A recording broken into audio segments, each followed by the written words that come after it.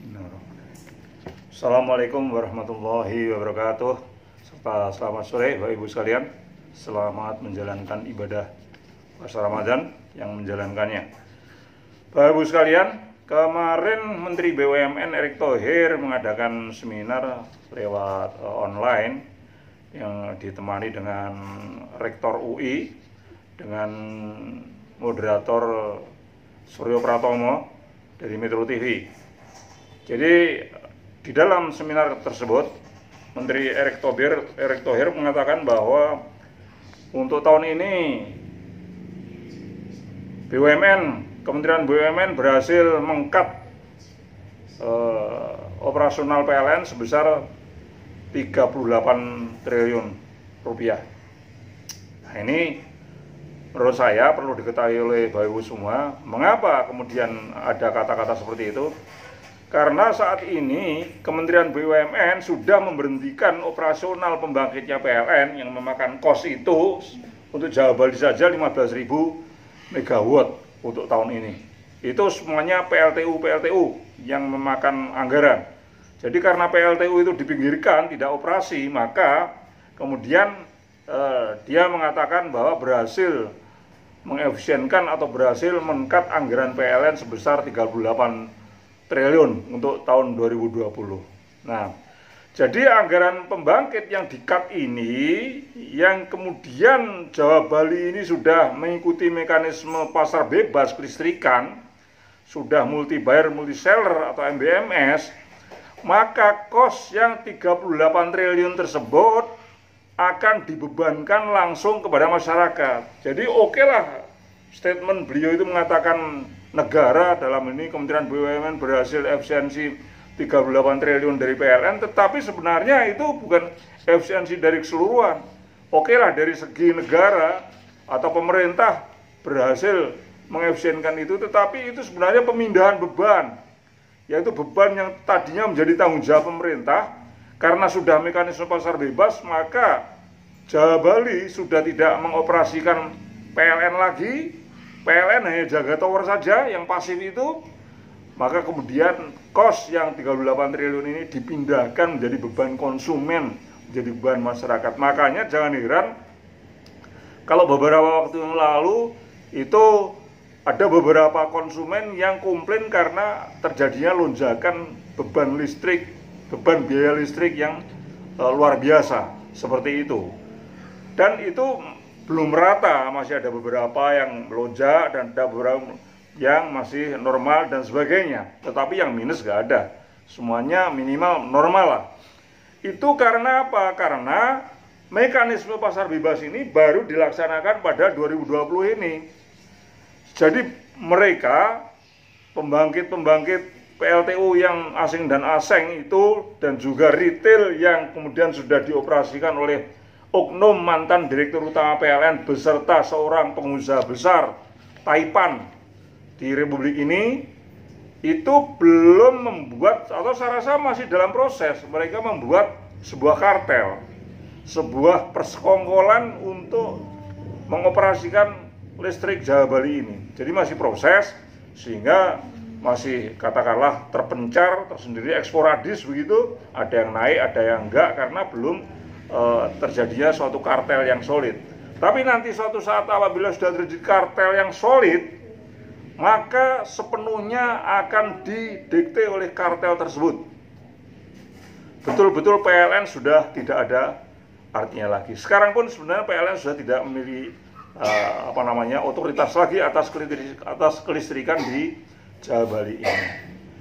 Jadi makanya saya juga heran mengapa kok kemudian pemerintah ini ngotot sekali menentang putusan Mahkamah Konstitusi nomor 111/PUU/13/2015 yang diputuskan Mahkamah Konstitusi pada tanggal 14 Desember 2016. Itu unbundling itu pemisahan usaha. Jadi mestinya kelistrikan itu semuanya harus PLN, dari pembangkit, transmisi, distribusi sampai retail itu semuanya harus PLN. Tetapi kemudian oleh pemerintah ini dipisah-pisah. Oh, pembangkitnya asing-asing dan mereka para oknum pejabat sudah ikut bisnis di situ. Kemudian retailnya pun sudah oleh oknum mantan direktur utama PLN dan pengusaha Taipan itu. Sudah dipisah-pisah seperti itu. Jadi PLN Jawa-Bali hanya transmisi dan distribusi. Inilah yang namanya unbundling. Itu di dalam sidang MK tahun 2016 itu sudah diputuskan dilarang. Tapi kemudian ya ini para oknum yang kebetulan berkuasa dan juga para pengikutnya, para ya person-person oknum-oknum yang mempunyai kepentingan bisnis di pembangkit dan retail. Bahkan ada juga oknum-oknum PLN yang membela juga di situ, mengatakan bahwa memang putusan MK tahun 2016 itu melarang terjadinya unbundling, tetapi unbundling yang tidak bisa dikontrol. Loh, ada unbundling kok nggak bisa dikontrol? Pertanyaan saya seperti itu. Sedangkan unbundling yang bisa dikontrol masih dibolehkan oleh putusan MK. Mana ada sebuah unbundling, pemisahan usaha yang bisa dikontrol. Jadi orang-orang ini termasuk, mohon maaf, Pak Menteri ini kemudian berpendirian bahwa unbundling masih dibolehkan itu karena ya beliau-beliau ini, mereka ini tidak mempelajari riwayat adanya unbundling PLN ini, riwayat dari privatisasi PLN ini. Perlu diketahui bahwa riwayat privatisasi PLN, kalau dahulu itu jelas-jelas programnya penjualan PLN.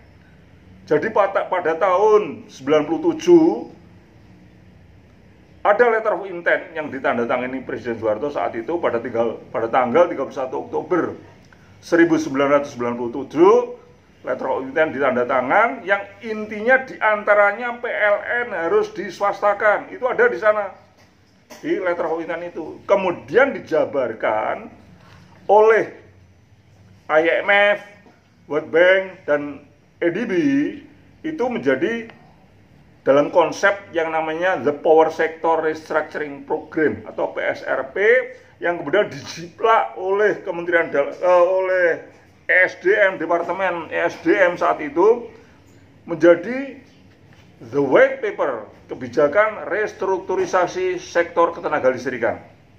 Itu tahun 98. Nah, dari situ kemudian tahun 1999 PLN mengadakan Public Awareness Campaign atau sosialisasi bahwa PLN ini sudah terlalu besar sehingga harus di-unbundling. Jadi dulu bahasanya jelas. Di-unbundling artinya bahwa pembangkit itu yang sudah daerahnya matang seperti Jawa Bali ini, pembangkitnya dijual saja ke asing. Waktu itu belum ada asing. Kemudian retailnya pun juga dijual ke swasta. Jadi bahasanya jelas, dijual, diprivatisasi. Saat itu seperti itu. Mengapa kemudian dijual pembangkit dan retailnya?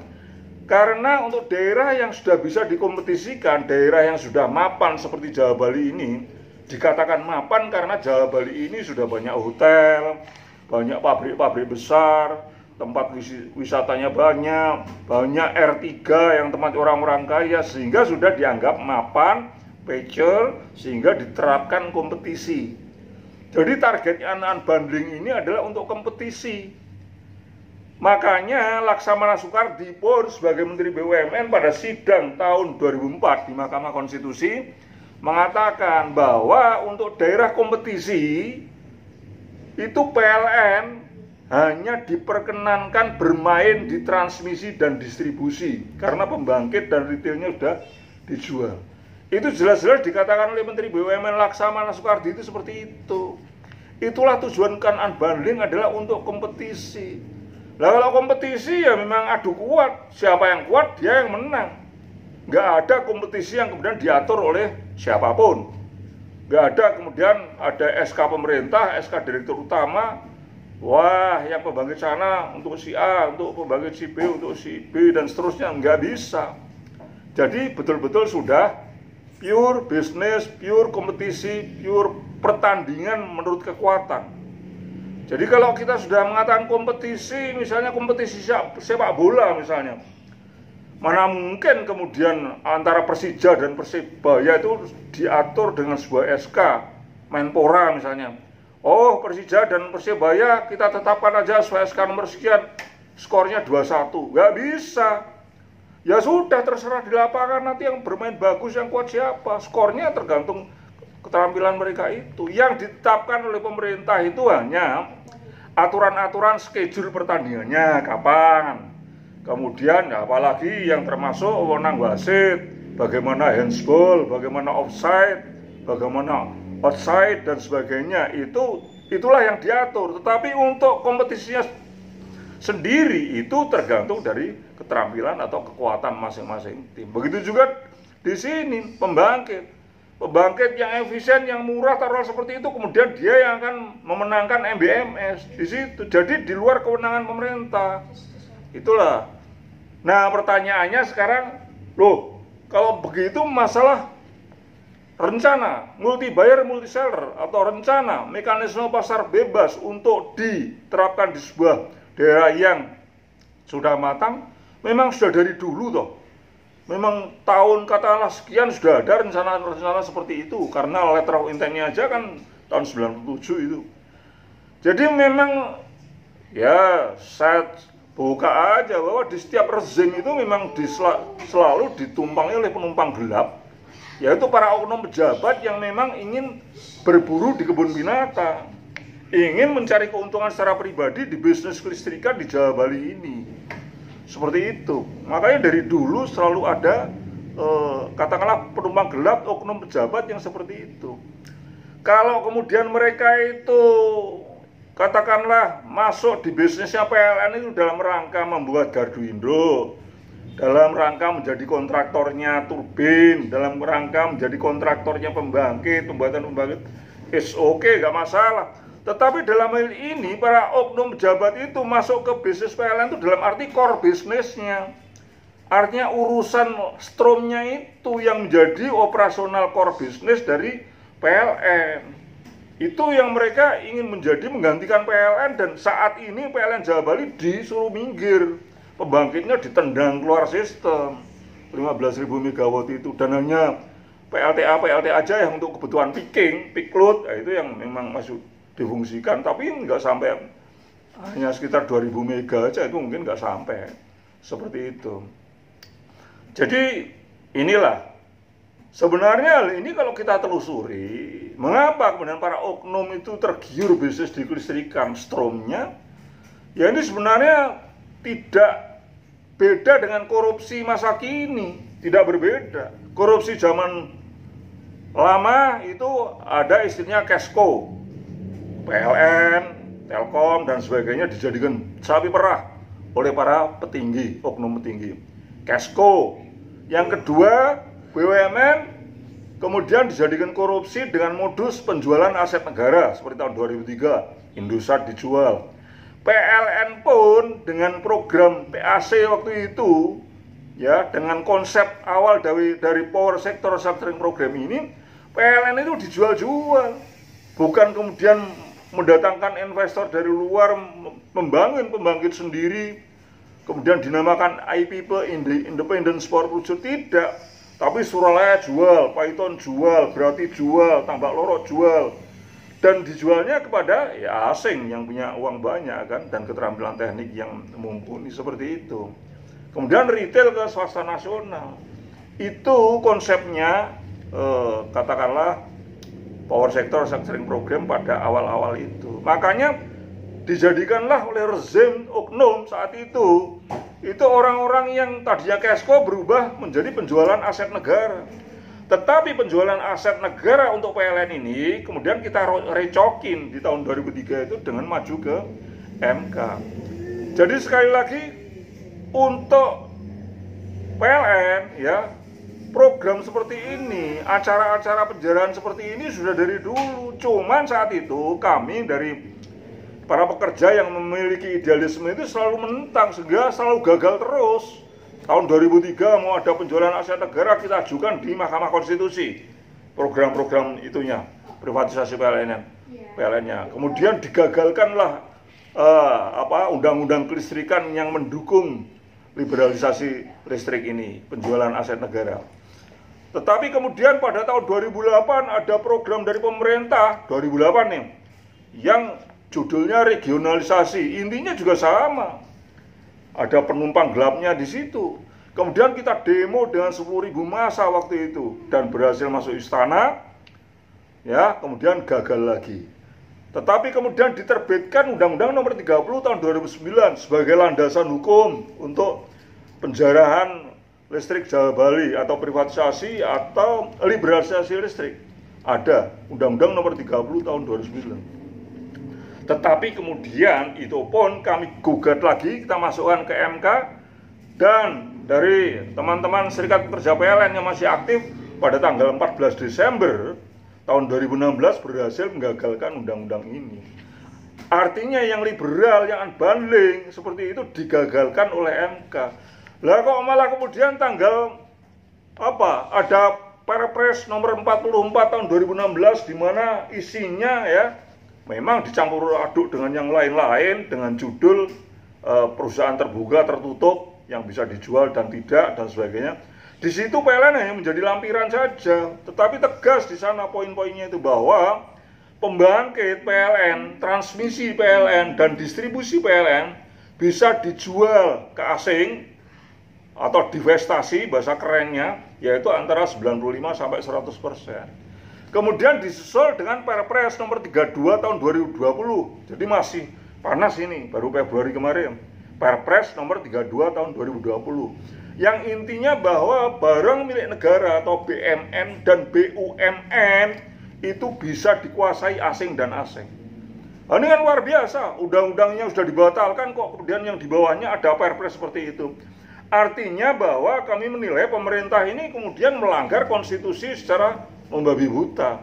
Akan dibawa kemana ini rakyat dan negeri Republik Indonesia ini kalau seperti itu. Dan faktanya sekarang di Jawa Bali, PLN sudah pembangkitnya minggir, retailnya sudah diambil oleh mantan direktur utama tadi dengan para tauke itu, terjadilah mekanisme pasar bebas. Makanya waktu itu terjadi kenaikan listrik meskipun belum merata. Jadi inilah yang terjadi. Saya hanya sebagai rakyat hanya minta konsistensi daripada pemerintah. Kalau pemerintah saat ini memang menginginkan liberal seperti itu, ya, maka kami pertanyakan saja di mana konsistensi Anda terhadap Pancasila yang setiap undang-undang selalu ditunjuk sebagai asas ideologi Pancasila dan asas konstitusi adalah Undang-Undang Dasar 45, tapi di situ sebagai referensinya ya asas ideologinya Pancasila dan kemudian asas konstitusinya UUD 45. Tapi faktanya yang terjadi di lapangan liberal, individual, tidak seperti para pendiri negara yang awal-awal waktu itu. Nggak ada interest untuk kekayaan pribadi. Ini semua karena interest kekayaan pribadi, wah nggak punya duit, undang investor. Padahal zaman dulu para pendiri negara ini mendirikan PLN nggak punya modal, kok berani menasionalisasi OGM, ANIM, GBU dan seterusnya ini menjadi PLN. Kalau sekarang yang jelas sudah lebih mampu, mengapa malah yang sudah nasional diinternasionalkan? Mengapa yang sudah nasional kemudian malah diserahkan ke asing dan asing operasional kelistrikannya itu? Oke, silahkan mau seperti ini. Sekali lagi saya pertanyakan konsistensi daripada pemerintah ini.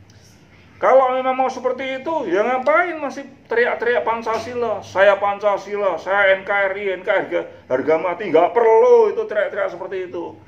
Udah tegas-tegasan saja, kalau mau seperti itu bubarkan saja Pancasila. Bubarkan saja Undang-Undang Dasar 45, jadi jangan ngomong di depan rakyat, wah kita Pancasila, ada badan pembinaannya segala, wah dirayakan secara hura-hura Pancasila. Nggak ada sekarang Pancasila itu, yang ada liberal. Jadi nggak usah lah Pancasila, apalagi diperkuat dengan nawacita sebenarnya. Nawacita itu kan menghadirkan negara di tengah rakyat, kemudian tujuannya adalah untuk kesejahteraan. Negara ini memang hadir di tengah rakyat, tapi oknum-oknumnya pada mencari keuntungan sendiri-sendiri. Ini yang terjadi. Jadi bubarkan saja Pancasila dan Undang-Undang Dasar 45 itu. Demikian. Billahi taufiq wal hidayah. Wassalamualaikum warahmatullahi wabarakatuh.